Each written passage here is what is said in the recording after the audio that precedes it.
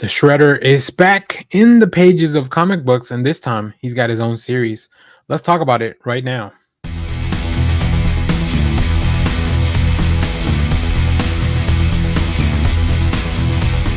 Hello, everyone. Daniel here from the Next Issue Podcast. On today's video, I'll be doing a review for Teenage Mutant Ninja Turtles Shredder #1. This is a new book from IDW.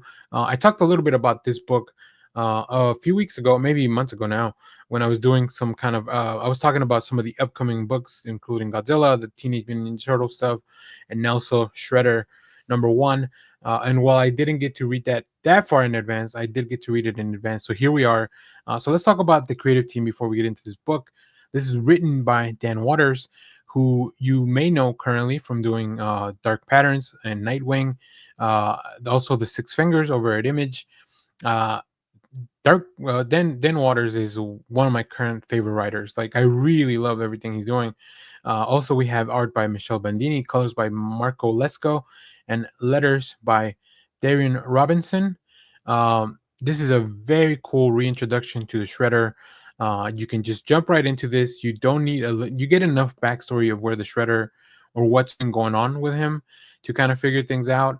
But this book is full of just a lot of kick-ass action, and then of course a premise of like the Shredder having to hunt down maybe something in the future. So let's talk about this book now. As a dark new power rises from the shadows of New York, so does much darker power return to the city streets for revenge. One of the most terrifying villains in the history of comics is back, and more deadly than ever. Returned forever and changed by a maddening ordeal beyond imagining, the Shredder is a man out of time, betrayed by all those around him, without the Foot Clan, and quite possibly insane. When one of his former Foot prodigies forms their own rival clan with infernal designs on New York, a recovering Shredder must quest deep into the criminal underworld, where enemies both old and new will discover what defiance will bring to them at the end of the Shredder's blades. So yeah, I think I'm not quite sure, but I think the Shredder was in hell for a long time. Um, but I think that's what this book is bringing you. It's bringing you an unstable character that you don't really know what they've been through, but you still know that they are dangerous, and that's really what the book focuses on in the first few pages. The Shredder literally just kind of cuts his way into this building, looking for his prodigy, looking for the person like that's trying to usurp his power and take his place. So it's really fun to kind of follow him around during this. Dan Waters really portrays him as a big badass, and then of course the art team, Bandini and Lesko. They do such a good job of giving you some really cool fights, very dynamic, a really cool new design for the Shredder that you get to see by the end of the book. So this is really just bringing you, I think, everything you would want to see in a Shredder series. You get a lot of action.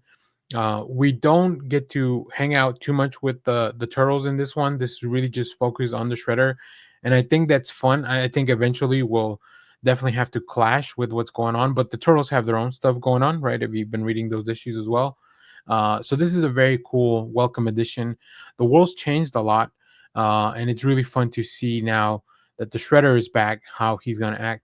Um, I think the last few pages of this book are what really sold me on this, but I'm also very interested into what this organization is bringing to the table. That's kind of, if not helping the Shredder, at least having an uneasy alliance, or at least unleashing him on the world. So it's going to be very cool to see where this goes from here. If you have read Shredder #1, let me know what you thought about it down in the comments. Let me know which cover you picked up, because my goodness, they really went all out. I can't wait to get to my shop on Wednesday and pick something up. So as always, thank you for watching, everyone. Remember to share, like, subscribe, hit the bell so you know when we go live. That is most Saturdays, 10 a.m. Central Standard Time. And stay tuned. We have more comic reviews, trailer reactions, TV recaps, all that fun stuff here in the channel. Thanks for watching, everyone. Bye-bye.